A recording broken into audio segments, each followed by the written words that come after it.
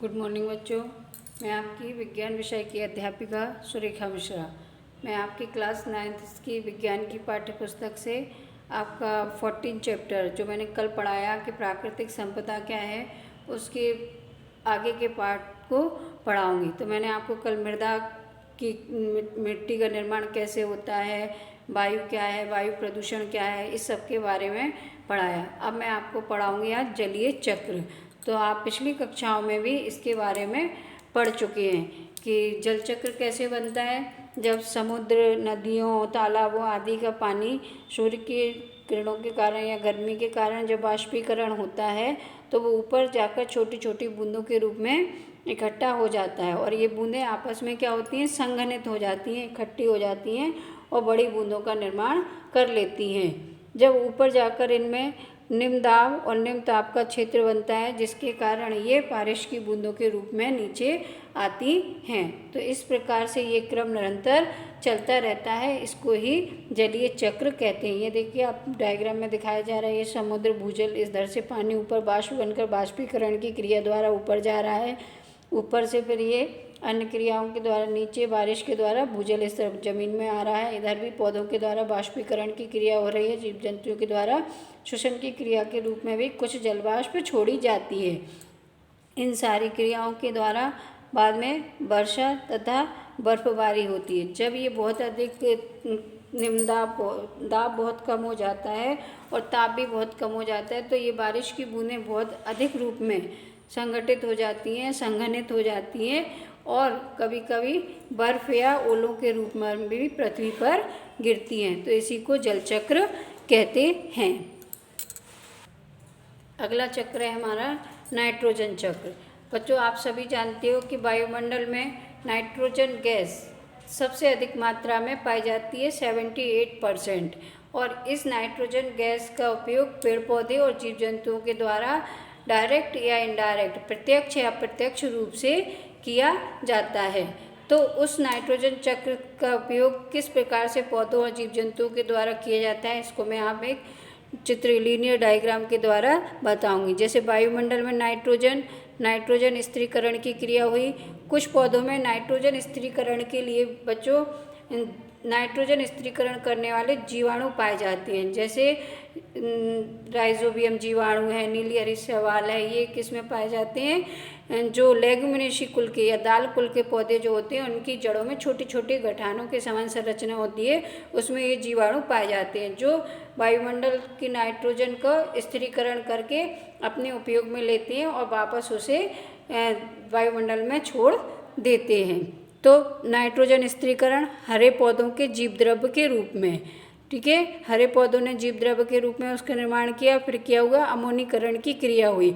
अमोनीकरण nitrogen किस में परिवर्तित हुआ, अमोनिया में। अमोनीकरण की क्रिया मतलब अमोनिया में परिवर्तित होना।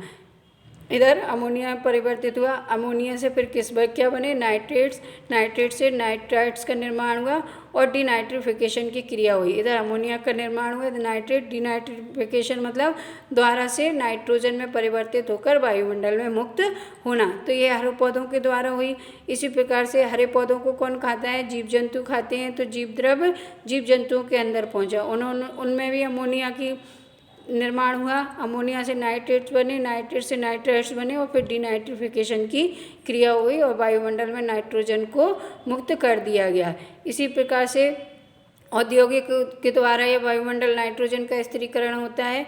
तो इस पर नाइट्रिफिकेशन की क्रिया डीनाइट्रिफिकेशन हुआ और वायुमंडल में नाइट्रोजन गैस को मुक्त कर दिया जाता है। अगला चक्र है कार्बन चक्र।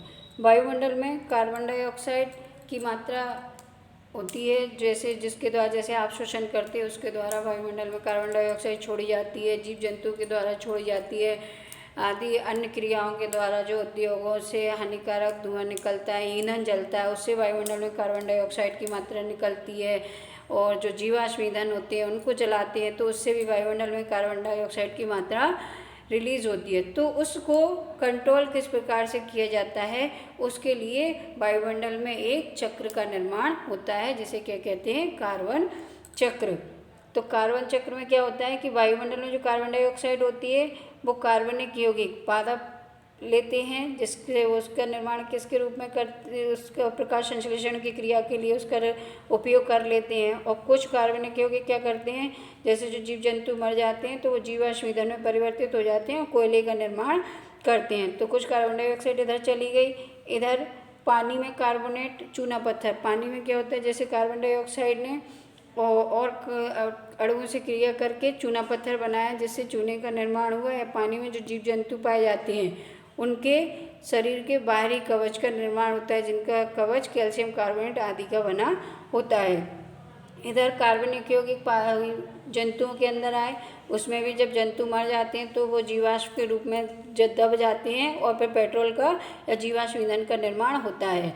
अकार्बनिक कार्बोनेट शल्कों के रूप में बहुत से जीवों के ऊपर हमने बताया था कि जो कवच पाया जाता है उसके रूप में भी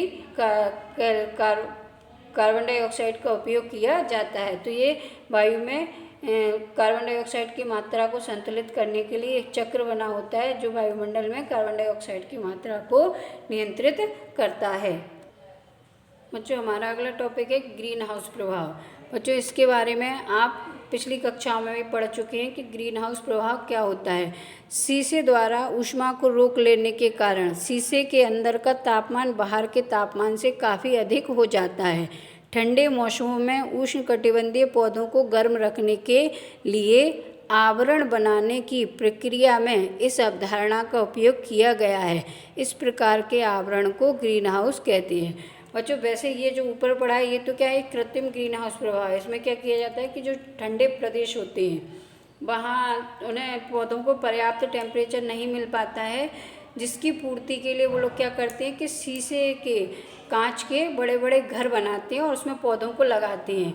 और जब उस पर सूर्य का प्रकाश पड़ता है तो अंदर का तापमान अधिक हो जाता है। और क्या होता है कि फिर वो जो लौटता है तो अंदर का तापमान अधिक ही रहता है, जिसके कारण वहाँ के पौधे अच्छे से वृद्धि कर पाते हैं। लेकिन बच्चों, हमारा जो वायुमंडल भी है वो अब क्या है, ग्रीन हाउस की तरह ही शो होने लगा है, ग्रीन हाउस के प्रभाव भी दिखाने लगा है। जैसे क्योंकि हमारा वायुमंडल भी एक आवरण की भांति कार्य करता है। इसमें भी कई प्रकार की गैसें होती हैं, जैसे कार्बन डाइऑक्साइड है, नाइट्रस ऑक्साइड है, क्लोरोफ्लोरोकार्बन है, आदि गैसें होती हैं जो हमारे वायुमंडल के तापमान को बढ़ाने का कार्य कर रही हैं, जिसके कारण हमारे आसपास का टेम्परेचर दिन प्रतिदिन क्या हो रहा है, बढ़ रहा है, जिसके कारण कई प्रकार की समस्याएं उत्पन्न हो रही हैं। तो हमारे ग्रीन हाउस इफेक्ट के लिए जिम्मेदार गैसें कौन सी है, nitrous oxide, sulphur dioxide, chlorofluorocarbon और कार्बन डाइऑक्साइड। ग्लोबल वार्मिंग के प्रभाव क्या क्या हैं। ग्लोबल वार्मिंग का मतलब होता है विश्व उष्णन, मतलब पृथ्वी के तापमान में दिन प्रतिदिन बढ़ोतरी होना। तो इसके क्या क्या प्रभाव पड़ेंगे। ध्रुवीय बर्फ एवं हिमनदियाँ।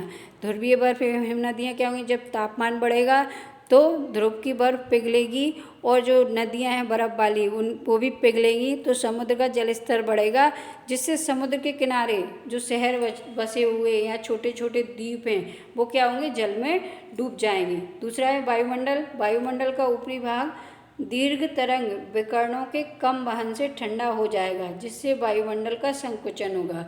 जो ऊपरी भाग होगा वो क्या होगा, ठंडा हो जाएगा, जिससे वायुमंडल सिकुड़ जाएगा। जलवायु परिवर्तन।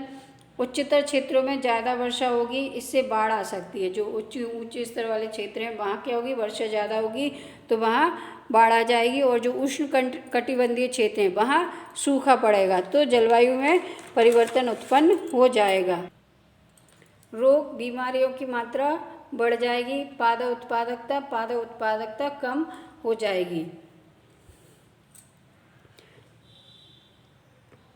अगला है ऑक्सीजन चक्र।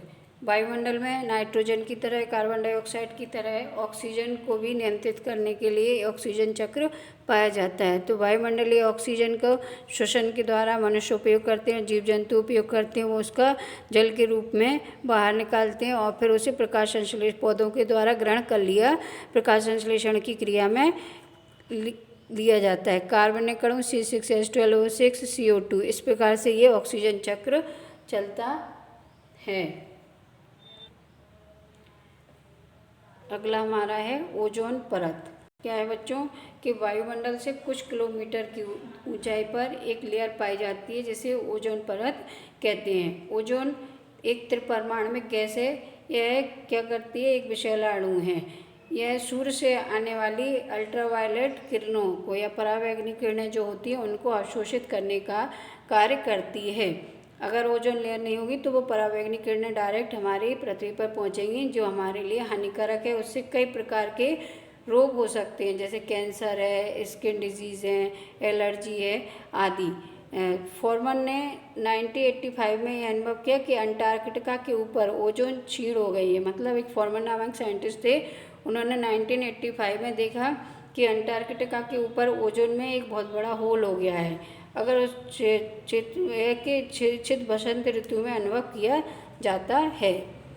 ओजोन लेयर में छेद होने के अपक्षय का क्या क्या कारण है कि इसका कुछ कारण जिन्हें ओजोन अपक्षयकारी पदार्थ ODS कहा जाता है। इनमें से प्रमुख CFC, halon, methyl bromide, nitrous oxide, chlorine आदि ये पदार्थ हैं जिनके कारण ओजोन लेयर में छेद हो रहा है। इसके प्रभाव से क्या होगा, हमने बताया कि कई प्रकार की बीमारियां हो सकती हैं जैसे त्वचा का कैंसर, अंधापन, प्रतिरक्षा तंत्र की कमजोरी, हानिकारक उत्परिवर्तनों में बढ़ोतरी एवं पादप उत्पादकता में कमी। ओजोन क्षेत्र को सबसे पहले 1980 में देखा गया। इस देखो चित्र के द्वारा दिखाया गया, पहले ये इतना छोटा था, फिर उसको 1985 में और 1990। तो दिन प्रतिदिन इसकी मात्रा में बढ़ोतरी हो रही है। बच्चों, आशा करती हूँ कि आपको ये अध्याय समझ में आया होगा। आप इसका घर पर रहकर अध्ययन कीजिए। स्वस्थ रहिए, सुरक्षित रहिए। धन्यवाद।